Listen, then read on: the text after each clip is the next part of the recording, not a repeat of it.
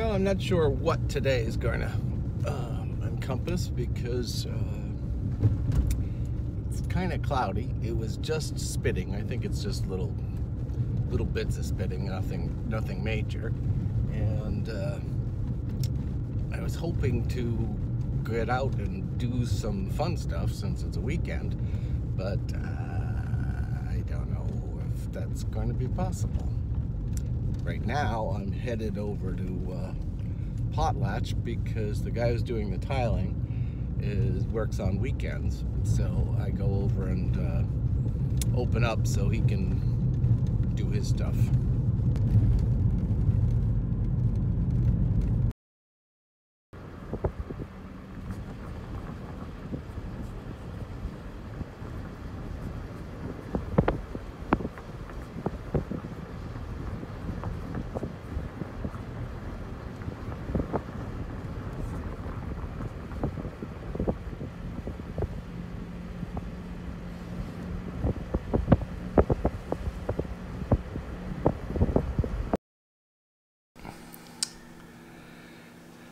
So today, and again, this isn't going to interest everybody, I'm going to tell you that right now.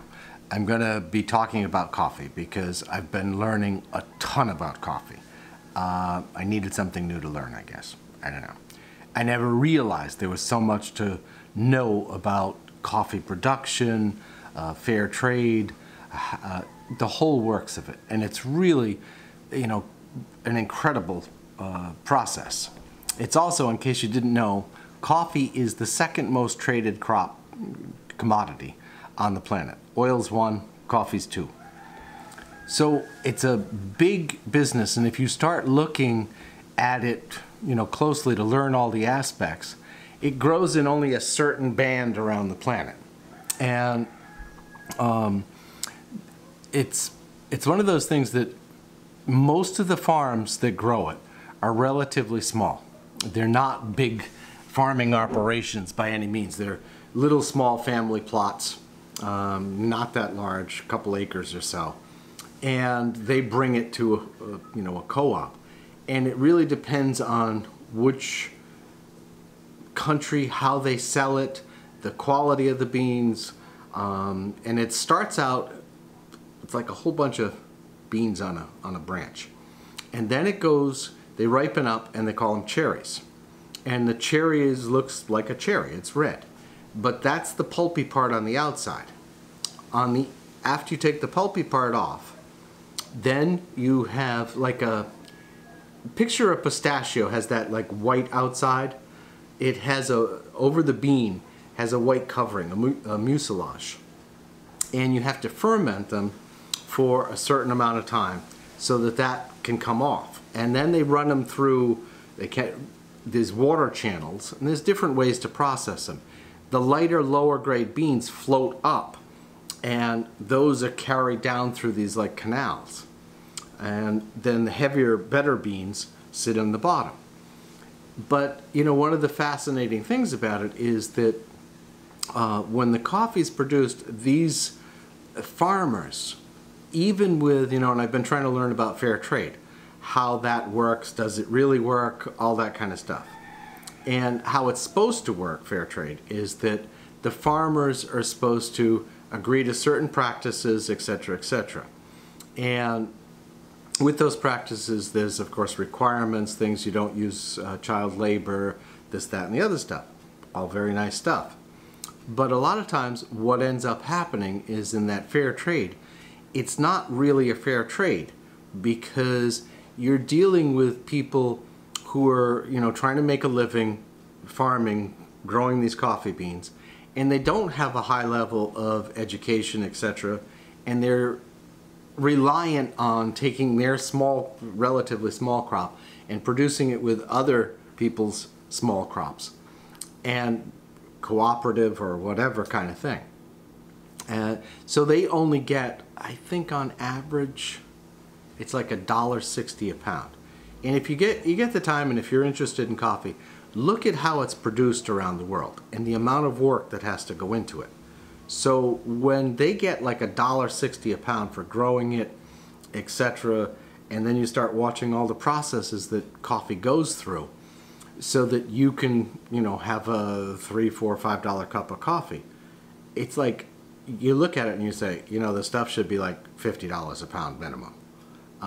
But it's that supply and demand thing. As the price goes up, then more people say, oh, we got to get in. And that takes 3 to 5 years for the plants to grow and produce the beans. In 3 to 5 years, if enough people did that, then all of a sudden there's a glut of beans and the price goes way down. So, you know, I looked into, okay, what if somebody were to buy the beans directly from the farmer? Well, that's almost near to impossible, because you can't, somebody's in Guatemala, say, or some other place, and you had this little farmer and you said, look, I'm going to buy your whole crop. Getting that all certified, bagged, produced into the US and everything else, or into anywhere else, is almost impossible. So you've got to go through one of these growers who has all these standards, and they grade the beans. And that's one of the other things, is after those beans, the mucilage gets taken off, the beans all come in, and these people sit with the pile of beans all day, every day, grading the beans one by one. One by one. I mean, can you imagine sitting on the ground all day long, picking the different bad beans over here, good beans, all that kind of stuff, and then it gets graded again and tested again after that.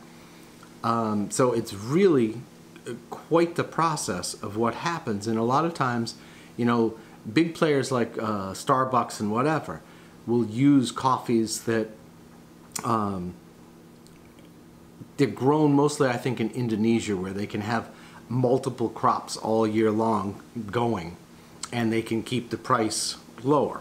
That fair trade thing that they advertise all the time, I don't think, even given their volume, is really helping. It's supposed to add, how fair trade's supposed to work is that if you sign up for fair trade, the farmer is supposed to get an additional 20 cents per pound on his coffee. And then there's like a fund that's established that farmers in that fund can say, okay, we need a new school, or we need some medical stuff, or, you know, that kind of thing, so that they can help the community do stuff. But from what I've learned and everything else, that's not always the case. And in actuality, it tends to sometimes hurt them because of those practices. They can't really compete. The fair trade's supposed to be, instead of having, you know, spikes and lows, they're supposed to have a consistent market level for their products. So if the price goes, they still get. If the price rises, then so does theirs. But they won't go below this level. And like everything else in the world, it's one of those complicated things, because I don't think, from everything I've read and researched, that fair trade thing is working the way it was designed to work, because you've got the farmer, then you've got a larger entity, and then you've got a larger entity, and what's happening is that money isn't flowing down to those farmers. So like in the disparity creates problems too. I know this is going to sound strange, but like in Peru, which produces coffee, the average income for a Peruvian is $4,500 a year. Right, I said that correctly. Gets better. They produce coffee. Now, over in Sierra Leone, and they produce coffee too. You ready for this one? The average income for a person over there is $500 a year. So there's this discrepancy all over, and you know, I think for what needs to happen is that the individual coffee growers have to up their quality, the type of beans they make, the varieties that they use and sell, so that they can bring their level up. Not just to grow, you know, plain old Arabica beans. They have to, it has to become more specialized so they can get a better volume price for their crops. And the whole thing of it is, you know, when you look at, take a bag of coffee out at your house, that you bought at the grocery store. I mean, I just showed Sid today a bag that we have here in Eleuthera. And you can, now that I can, you know, have learned so much about it, I'm looking at all little tiny beans and a lot of broken stuff.